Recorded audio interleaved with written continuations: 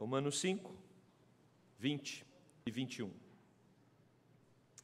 Quero convidar você para lermos juntos esse texto da palavra. Leamos. Sobreveio a lei para que avultasse a ofensa, mas onde abundou o pecado, superabundou a graça, a fim de que, como o pecado reinou pela morte, assim também reinasse a graça pela justiça para a vida eterna, mediante Jesus Cristo, nosso Senhor. Amém. Vamos orar mais uma vez. Deus, precisamos ouvir a Tua voz. Queremos ser alimentados pelo Senhor. Santo Espírito, fale aos nossos corações. Essa palavra é poderosa para transformar vidas. Fomos transformados por ela. Mensagem de salvação. Que mais uma vez, Deus, o Senhor nos transforme, nos alimente, nos direcione. Oramos em nome de Jesus. Amém. Se fôssemos fazer um teste aqui hoje à noite, quem seria, em qual dessas carinhas você se enquadraria? Né? Não é de triste, alegre ou neutro, mas é otimista, pessimista ou realista. Você se acha o quê? Você se acha uma pessoa pessimista, uma pessoa otimista ou uma pessoa realista? Vamos tentar definir o que é cada uma dessas categorias para ficar mais fácil de você identificar em qual grupo você está. O pessimista é o indivíduo que tende a achar que os problemas que surgem estão intimamente ligados a eles próprios, aos pessimistas, e que vão envolver todas as áreas da sua vida, ok? Então, qualquer problema que surge na vida de um pessimista, ele potencializa aquele problema de uma forma que aquilo traz outros prejuízos para ele, além do problema em si. Então, ele já tem um problema. Ele consegue, tem a habilidade de criar tantos outros problemas em volta daquele problema que surgiu. Esse é o indivíduo pessimista. Acredito que não temos nenhum aqui.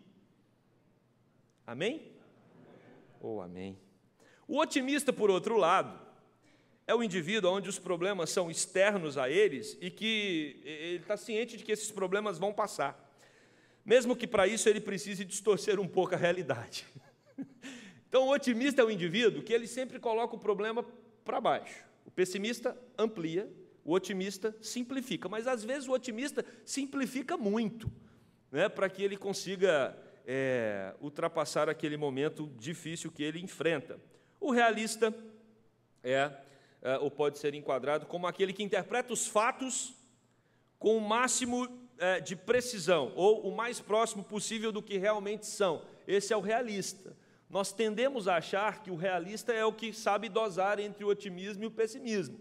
Mas, na verdade, a pergunta é: qual é o ideal para que o realista tenha condições de medir e de se colocar como uma pessoa equilibrada? Quais os elementos que ele usa, né, para se apresentar como alguém que enxerga a situação de maneira equilibrada e adequada? Esses três tipos de comportamento, nós certamente já vivenciamos um ou outro em algum momento da nossa vida, mas também é verdade que nós podemos ter uma tendência para um deles.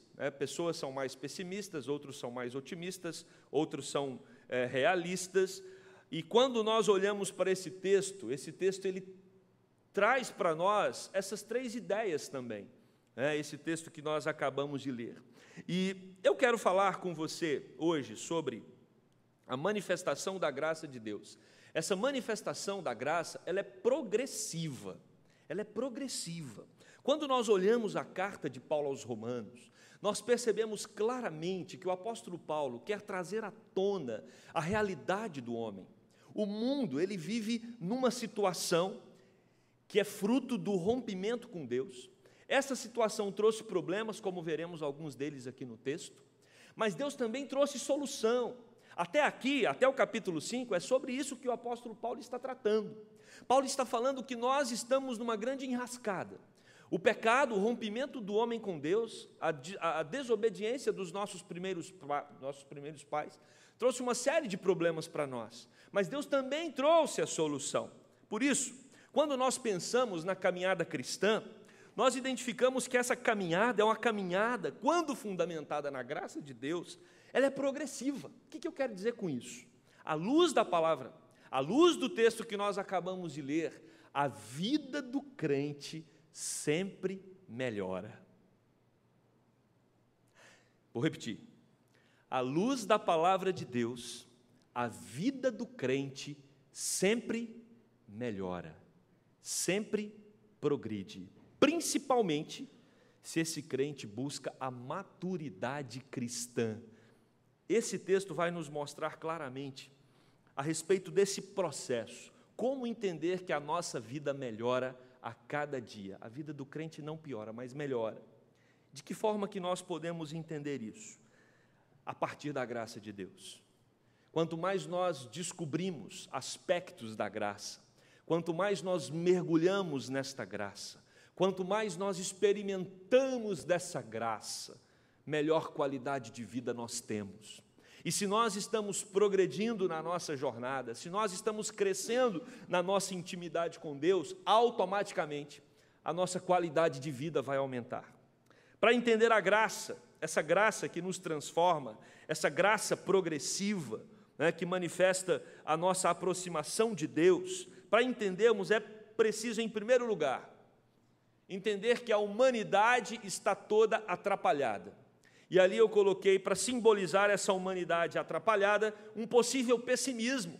Se nós formos fazer uma leitura realista, se nós formos fazer uma leitura de tudo o que acontece ao nosso redor, nós vamos identificar claramente que a sociedade, que a nossa geração, o tempo que nós estamos inseridos nele, é um tempo com muitos problemas. E se nós nos apegarmos a todos esses problemas, nós vamos surtar. Se nós nos atentarmos a tudo de ruim que está acontecendo ao nosso redor, ou as possibilidades de problemas que nós podemos ter na nossa vida, nós vamos travar na caminhada. E quando nós olhamos para esse texto, ele está falando exatamente sobre essa realidade da humanidade atrapalhada. Esse texto vai dizer que aonde abundou o pecado é o quê? O pecado é a consequência da desordem no mundo por causa da desobediência do homem para com Deus. O homem rompeu com Deus, achou que poderia escrever a sua própria história, achou que poderia desenvolver ou progredir no seu próprio caminho sem Deus. E nós estamos percebendo a cada dia que isso está trazendo consequências desastrosas para o mundo, para o cosmos, não é verdade? A cada vez temos ouvido notícias de que a nossa casa, o ambiente, a terra, está se tornando inabitável, mas não só a terra, como também nós, seres humanos, nós a cada dia percebemos que os valores, os conceitos, as buscas, os desejos, as fontes de prazer, tudo isso está desconfigurado do seu propósito original. O homem está mergulhado num mar de perdição. A sociedade não sabe mais para onde ir.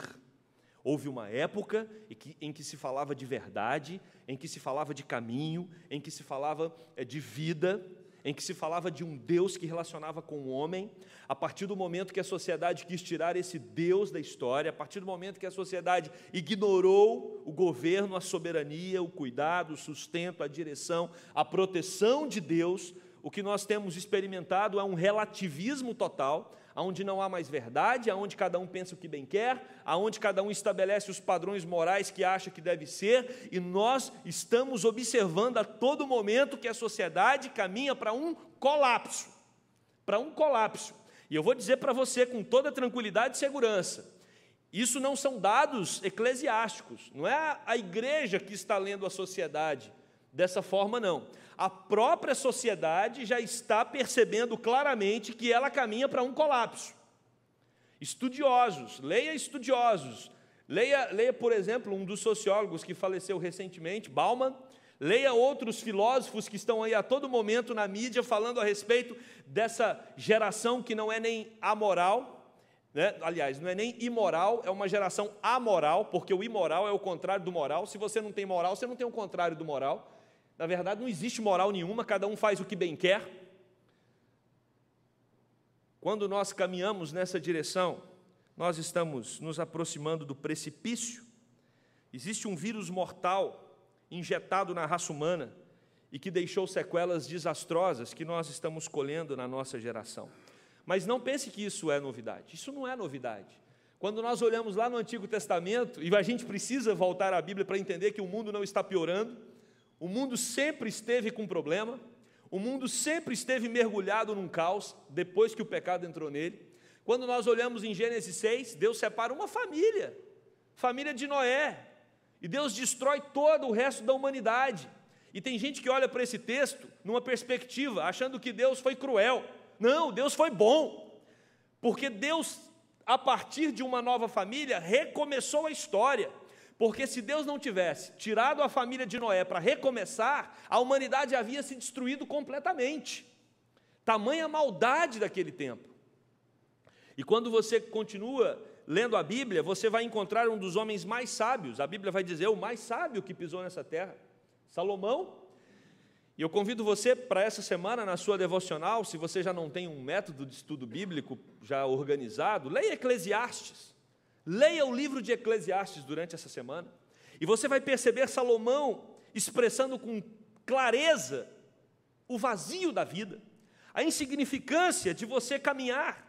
Salomão vai nos ensinar no livro de Eclesiastes que as pessoas estão buscando, mas nunca encontram. Como funciona a máquina do materialismo, do consumismo? A máquina do materialismo, do consumismo, o desejo é até você conseguir o objeto. A partir do momento que você consegue o objeto, ele perde toda a fonte de prazer, e aí você tem que buscar outro objeto. Não é assim que funciona? Os homens estão sempre buscando e nunca encontrando, diz Salomão em Eclesiastes. Eles correm, trabalham, mas não chegam a lugar algum. É o finito tentando trazer solução para um problema que é infinito. O problema do coração do homem é a ausência de um Deus que é infinito.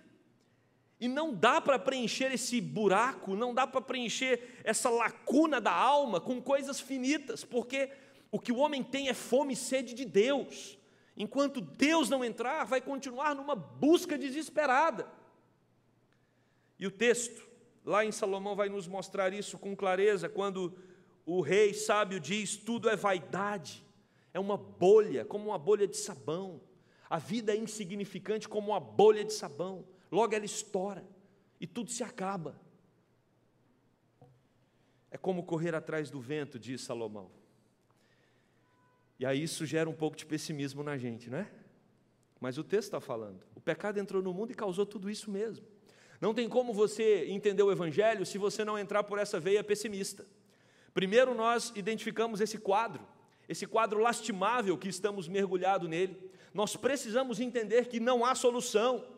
A solução não está num partido ou no outro. A solução não está em quem nós vamos eleger em 2018. Não está a solução. Não coloque o seu coração nisso. Nós já aprendemos que não funciona nem o plano A, nem o plano B. Só há um rei justo. E o nome dele é Jesus Cristo. Só há um Senhor soberano que guia e rege todas as coisas com equidade. Aqui na terra, o que nós podemos esperar são corrupções, enganos, mentiras e tramóias. Tem uma música que está tocando aí nas rádios, uma música que tem uma letra muito legal. O tema dessa música é Trem Bala, da Ana Vilela. E tem uma frase que eu achei ela muito interessante no começo, e depois pensando nessa frase, eu vi que ela enquadrava muito bem nesse ponto do sermão, quando a Ana Vilela diz: não é sobre chegar no topo do mundo e saber que venceu, é sobre escalar e sentir que o caminho te fortaleceu. Interessante. Às vezes nós queremos chegar no topo e esquecemos de contemplar o caminho. Mas o que me chamou a atenção, depois que eu observei essa letra, é que ela está dizendo que não é sobre chegar no topo. Ou seja, não importa se a gente vai chegar, não importa como a nossa história vai terminar, o importante é que a gente curta o presente, o momento. Meus queridos, essa é a filosofia do século 21. Aproveite a vida agora. Nós não temos certeza do amanhã e nem se vamos chegar no topo, então curta o momento. Os que vivem apenas na perspectiva terrena precisam se esforçar muito para a escalada valer a pena.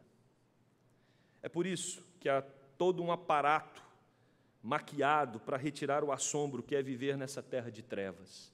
O mundo, ele se maqueia. São vários movimentos tentando nos informar a todo momento que vale a pena viver aqui. Mas nós sabemos, no fundo da nossa alma, que esse mundo é um mundo cheio de maldade, que esse mundo é um mundo de desigualdade, que esse mundo é um mundo de injustiças, que esse mundo é um mundo onde pessoas inocentes morrem com balas perdidas. Nós sabemos que milhares de pessoas estão mergulhadas nas drogas nesse exato momento. Nós sabemos que milhares de pessoas estão tentando encontrar um tempo de paz no álcool, nos vícios. Nós sabemos que a sociedade tem um grande vazio na alma. Nós sabemos que se Cristo não tivesse entrado na nossa vida, nós certamente estaríamos nesse mesmo caminho. Acreditar que o tudo é aqui torna um homem um miserável em desespero. Esse cenário é denominado biblicamente de pecado. Se você nunca entendeu uma definição de pecado, acabei de dar uma definição de pecado. Pecado é quando o homem resolve caminhar sem Deus, e aí nós olhamos ao redor e percebemos as consequências disso. A terra está tomada pelo pecado em decorrência da desobediência do homem, imergida no mar de caos. Esse é o pecado que o apóstolo Paulo está falando aqui, que o pecado transbordou por toda a terra. A terra está cheia de pecado. Mas nós também podemos observar esse texto e entender também um viés de realismo, porque quem traz à tona o caos social, quem mostra essa realidade é a lei. A lei. Existe uma norma que Deus estabeleceu. Para você saber o que é errado, você precisa ter quem diga para você o que é errado. Então, o homem, ele consegue perceber que tudo está em desordem, porque um Deus estabeleceu a ordem. E quando nós olhamos para a palavra de Deus, nós temos a lei dele. O apóstolo Paulo vai falar no texto que nós lemos, que Deus, através da lei, ele expõe o pecado, ele avulta o pecado, ele eleva o pecado. Nós sabemos o que é errado a partir do momento que Deus diz que determinada coisa não condiz com a vontade dele. Por isso que Deus estabeleceu os mandamentos, por isso que Deus estabelece regras na Bíblia, para que nós entendamos que, ao viver de modo contrário àquilo que Deus estabeleceu, nós estamos em pecado. Então, para entendermos a graça, em primeiro lugar, precisamos enxergar essa realidade de desespero que nós estamos inseridos nela, pessimista. Para entendermos a graça, temos que também aprender que foi Deus quem estabeleceu a lei, e a lei é o diagnóstico que expõe a gravidade do problema. Então, se você quer entender o tamanho do problema que você está nele, você precisa olhar para a lei de Deus. Isso é realidade, é o realismo, é entender as coisas como elas realmente são. Quem vai dizer para você como as coisas realmente são? São os valores do tempo presente? Quem vai dizer para você como as coisas realmente são? São os filósofos modernos? Aquilo que você acredita que é por uma série de valores e crenças que você foi acumulando ao longo da sua caminhada, da sua jornada? Quem é que vai dar todos os elementos para você construir no seu coração os pressupostos para que a sua vida realmente vale a pena? Quando nós olhamos para a Bíblia, nós acreditamos que Deus é quem dá esses pressupostos. É Deus que diz a maneira em que eu vou viver para que a vida realmente seja uma vida marcada pela alegria, pela felicidade. Aquele que tem os meus mandamentos e os guarda, esse é o que me ama, diz Deus. A lei foi dada exatamente para que nós tivéssemos um relacionamento de amor com Deus. Por isso ela traz à tona. Não tem como você ter um tratamento preciso quando você enfrenta dias de enfermidade, se você não tiver um diagnóstico adequado. Por isso que a medicina está investindo tanto em diagnósticos, porque o diagnóstico vale tudo. É muito importante você saber exatamente qual é o seu problema para que você tenha o tratamento adequado. E a Bíblia expõe para o homem qual é o problema dele para que o homem receba o tratamento adequado. E é através da lei de Deus que nós entendemos qual é o nosso problema.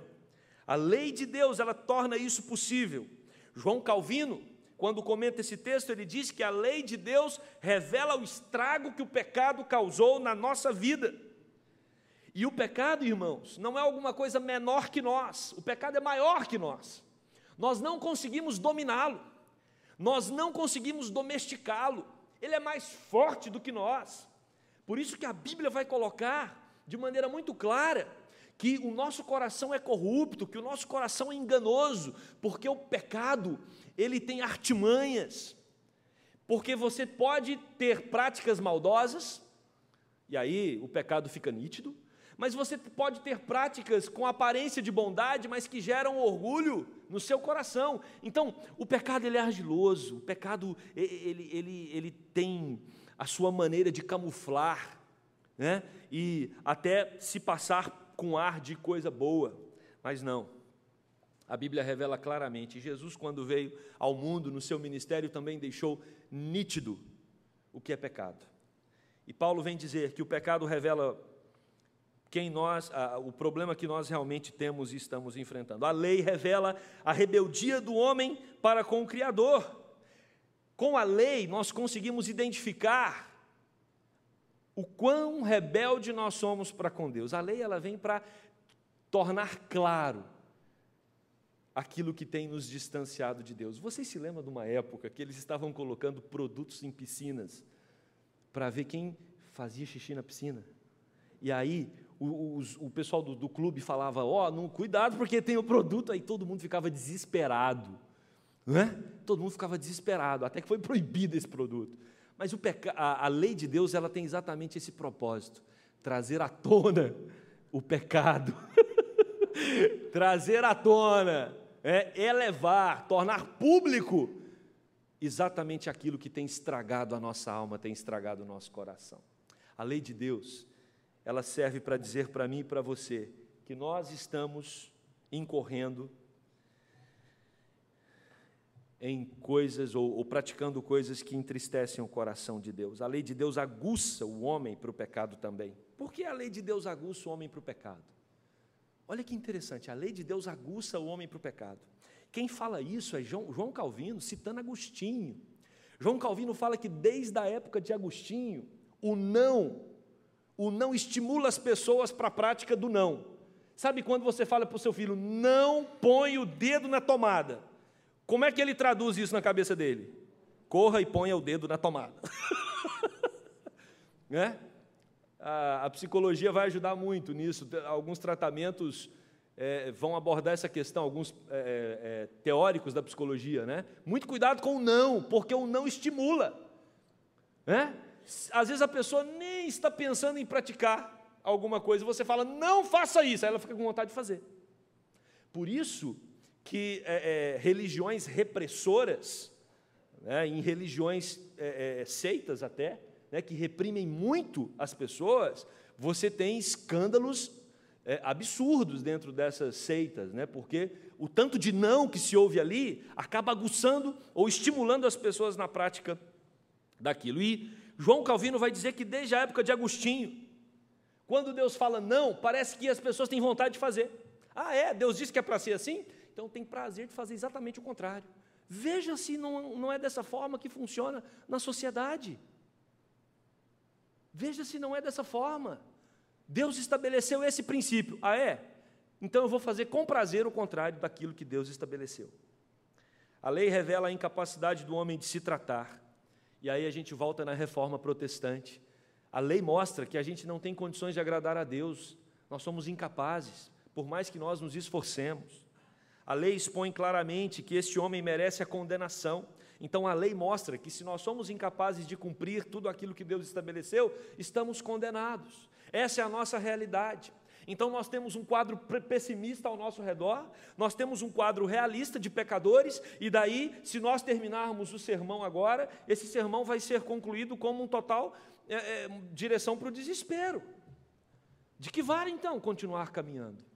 Nessa perspectiva pessimista e nessa perspectiva de pecado que a lei traz à tona, revela a realidade. Como nós cantamos em todos os cânticos hoje à noite, como a mensagem de hoje de manhã, se você for no YouTube prestar atenção em todas as outras mensagens dessa igreja, se você for para a palavra e meditar com precisão na palavra, você vai ver que o Evangelho não é um convite para o desespero. O Evangelho é um convite para a esperança. O que nós acabamos de fazer aqui, utilizando esse texto do apóstolo Paulo, é mostrando que existe um caos.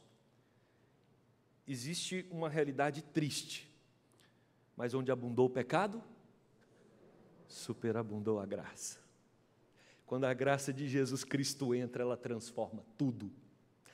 Ela transforma tudo, e esse é o nosso terceiro ponto. A graça muda total e radicalmente o cenário. Pode até ter um viés de otimismo, né? Eu coloquei ali a figurinha do otimismo, mas quando nós pensamos na graça, é muito mais do que otimismo. Muito mais do que otimismo. Porque a graça de Deus, ela ajusta a nossa realidade, ela transforma o nosso coração. Tudo estava destruído, mas Deus interviu pelo seu livre querer. Existe uma intervenção de Deus na história humana, que aconteceu por meio de Jesus Cristo, e essa intervenção de Cristo muda toda e qualquer história, inclusive a sua. Jesus Cristo veio à terra, Jesus Cristo pisou aqui, e Ele não veio simplesmente para transmitir uma mensagem de paz, uma mensagem de amor, como nós ouvimos hoje pela manhã, com o reverendo Leonardo. Jesus Cristo veio como pessoa, Ele é uma mensagem de carne e osso, e Ele veio para transformar a realidade, porque Ele é Deus encarnado. Jesus Cristo vem para mudar a minha e a sua história, e dizer para você, não se preocupe com esse caos em volta, eu vim para transformar a sua realidade, para te dar esperança. E a partir do momento que nós temos o encontro com Jesus, a nossa vida só tende a melhorar, porque para o crente o final é o encontro triunfal com Jesus Cristo. A sua vida não piora, você pode ter momentos de problema, momentos de dificuldade, mas a Bíblia vai dizer que esses momentos eles aparecem para fortalecer a sua fé, para que você continue na caminhada, porque no final de tudo, Deus será louvado. No final de tudo, nós vamos celebrar a vitória da vida sobre a morte. É disso que o texto está falando.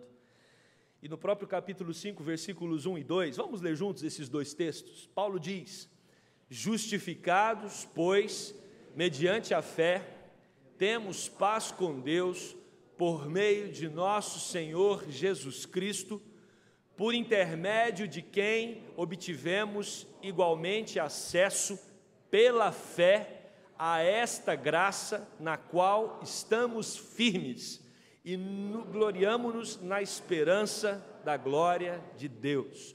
Por meio de Jesus Cristo nós obtivemos pela fé acesso a essa graça na qual nós estamos firmes. Num mundo de instabilidade, o povo de Deus está firme sobre a graça. Essa graça que revela o amor de Deus, essa graça que revela o cuidado de Deus. Jesus Cristo entra na história, a lei que nós não conseguimos cumprir, Ele cumpriu. A condenação que estava sobre nós foi sobre Ele, e Ele transforma a nossa história por completo. Ele vence a morte, Ele derrota o maior e assombroso inimigo da humanidade, que é a morte. Jesus Cristo, e eu acho muito interessante esse desenvolvimento de Paulo em Romanos, a respeito do cuidado de Deus para conosco. Paulo vai tratar disso em alguns outros textos também, mas para você ficar tranquilo a respeito do cuidado de Deus para com a sua vida, é só você entender que Deus já resolveu o pior dos problemas. O pior problema que nós temos, e aquele que às vezes nos assusta e nos assombra, é a morte. E Paulo vem dizer para nós, através do livro de Romanos, e toda a Escritura mostra isso, Jesus Cristo já resolveu o seu maior problema, o maior deles. Ele morreu e ressuscitou e disse para você, fique tranquilo, que eu também vou ressuscitar você no último dia. Se Ele resolveu o maior dos problemas, Ele não vai cuidar dos menores? Você acha que o problema que você está enfrentando hoje, e veio com ele aqui, você acha que esse problema é menor ou maior do que a morte? É menor. Deus vai cuidar dele para você. Mas qual a certeza que eu tenho disso? A certeza que você tem é porque Jesus já resolveu o problema maior. Você não é um cidadão mais que precisa se preocupar com a morte nesse mundo. Você é um cidadão eterno. Seus olhos agora contemplam a eternidade. Você não vive só na perspectiva do tempo aqui na terra. Você foi convidado para uma nova perspectiva que a graça de Deus te permite experimentar e vivenciar. A luz de Cristo expulsa todas as trevas do nosso coração. A morte é tragada pela vida. O desespero é retirado para a chegada da esperança. Quando Jesus entra, todas essas transformações acontecem, conforme havia sido prometido pelo profeta Isaías, capítulo 61, verso 1. O Espírito do Senhor Deus está sobre mim, porque o Senhor me ungiu para pregar boas novas aos quebrantados, enviou-me para curar os quebrantados de coração. Jesus veio para transformar a realidade do homem. Cristo é o remédio para o enfermo, Cristo é o libertador dos cativos, Cristo é o consolador dos aflitos, Cristo é o defensor dos oprimidos, disse João Calvino, e por isso nós podemos descansar na graça de Deus. O encontro com Cristo provoca uma transformação completa e inexplicável. Se você ainda não encontrou com Jesus, é difícil para alguém que já encontrou explicar o poder da mensagem do Evangelho nos nossos corações. Nós estávamos perambulando nesse mundo de um lado para o outro, sem esperança, e de repente os nossos olhos se abriram, e nós contemplamos a verdade, a mensagem de Deus, que enche os nossos corações de esperança. Não precisamos fazer nada para isso, não precisamos pagar nada por isso, é de graça, é graça de graça, mas não é barata, porque custou o sangue de Jesus, é graça de graça. Deus manifesta a sua graça aos nossos corações. Se antes o pecado provocava seus efeitos devastadores na alma, com a manifestação da poderosa, maravilhosa e sublime graça, esses efeitos são aniquilados. Presta atenção. Os efeitos do pecado sobre a vida dos cristãos serão aniquilados. Nós teremos um corpo glorificado quando Cristo voltar, e viveremos com Ele eternamente. Esta é a mensagem que alimenta os nossos corações. Um dia sairemos desse mundo caótico, porque onde abundou o pecado, superabundou a graça. John Stott, quando comenta esse texto, ele diz que abundou, pericel, no grego a palavra, pericel abundou, já é superlativo. Quando Paulo diz, aonde abundou o pecado, abundou aqui já é superlativo, já é uma coisa exagerada, o pecado inundou a terra. Mas aonde abundou o pecado, hiperpericel. Aonde abundou o pecado, superabundou a graça. Sabe o que Stott diz? Se onde abundou o pecado já é superlativo, aonde superabundou é o superlativo do superlativo.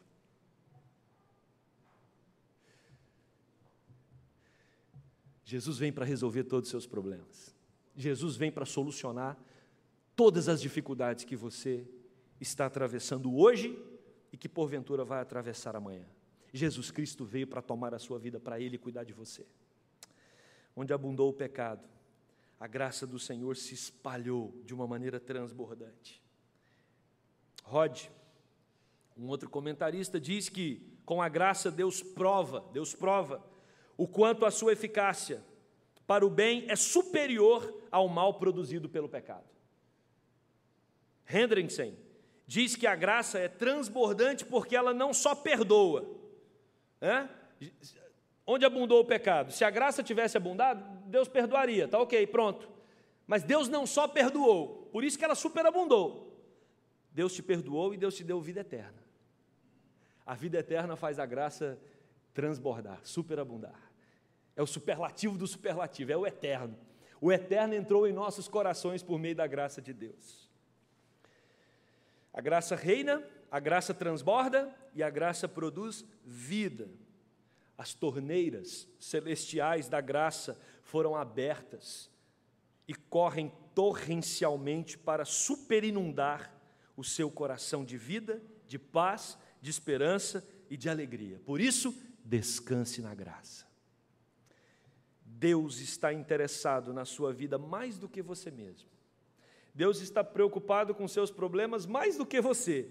Por isso que Jesus diz, me dê aqui esse fardo seu que está pesado que eu carrego. Por isso que Jesus diz, vinde a mim, todos que estáis cansados, sobrecarregados, porque eu vos aliviarei. Ele te ama.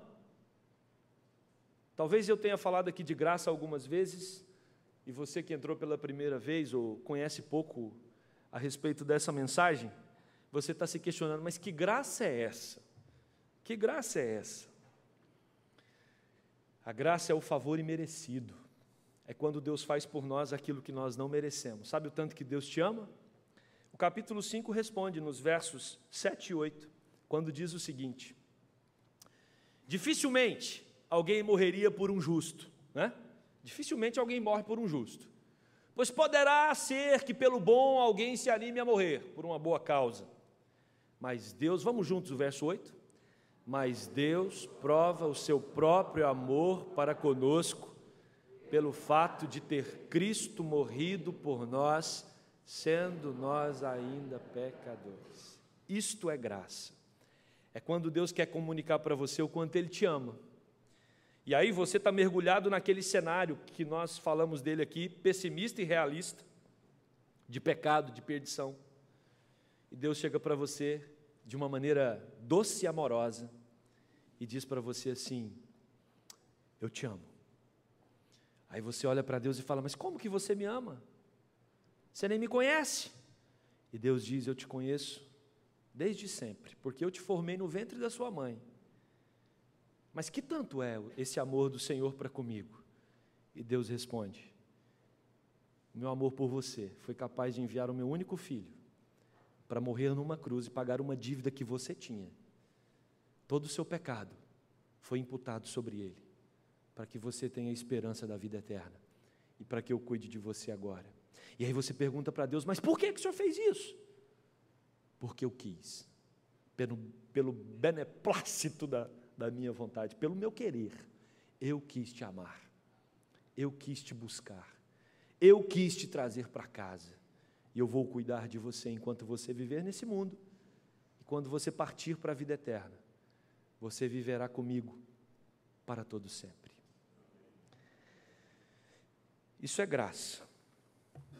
Eu quero concluir esse sermão dizendo para você que Jesus veio destruir o pessimismo, Jesus veio para equacionar o realismo, e Jesus veio para convidar você para um otimismo real, e não um otimismo que distorce a realidade. Otimismo real é quando nós entendemos que estamos e somos cuidados por esse Deus. Ele está conosco, Ele nos ama muito, e por isso nós podemos tranquilizar o nosso coração, somente pela graça. Isso é possível. Somos convidados a viver firmados na graça. Tinha tudo para dar errado na nossa história, mas em Cristo deu tudo certo. Tudo certo. Onde abundou o pecado, superabundou a graça. A obra dele é completa. Ele cuida de todas as áreas da sua vida. Ele não cuida menos hoje do que cuidou ontem. A mesma preocupação que Jesus tinha com as pessoas no seu tempo, Ele tem com você. Quanto mais os dias passam, mais experimentamos os cuidados, o amor e a proteção desse Deus, e mais nós confiamos.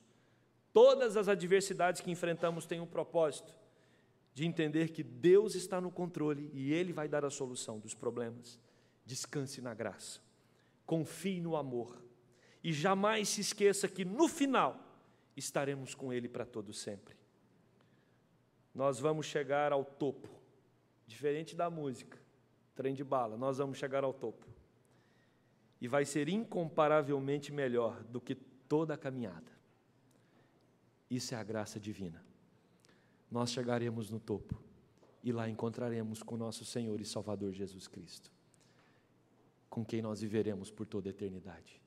Que essa verdade aqueça o seu coração nesses dias frios, que essa verdade te dê esperança, mesmo você vivendo num mundo em desespero, que essa verdade te dê vida, mesmo você numa sociedade que caminha para a morte. Que Deus te abençoe. Amém? Vamos orar. Querido Deus e eterno Pai, obrigado porque em Jesus Cristo todas as coisas são transformadas. Louvado seja o Teu nome, porque através de Jesus nós podemos agora ter um otimismo real. Um otimismo, Deus, que não é fruto de uma personalidade que enxerga as coisas de maneira positiva, mas um otimismo que é fruto da percepção da graça de Deus, que nos faz entender que o Senhor cuida de nós, o Senhor nos ama ao ponto de entregar teu único Filho Jesus Cristo. Ó Deus, que essa mensagem de vida, de esperança, nos alimente, Deus, a cada momento. Que essa verdade que um dia nos impactou tão profundamente, possa impactar também aqueles que entraram aqui e que ainda não experimentaram da graça do Senhor.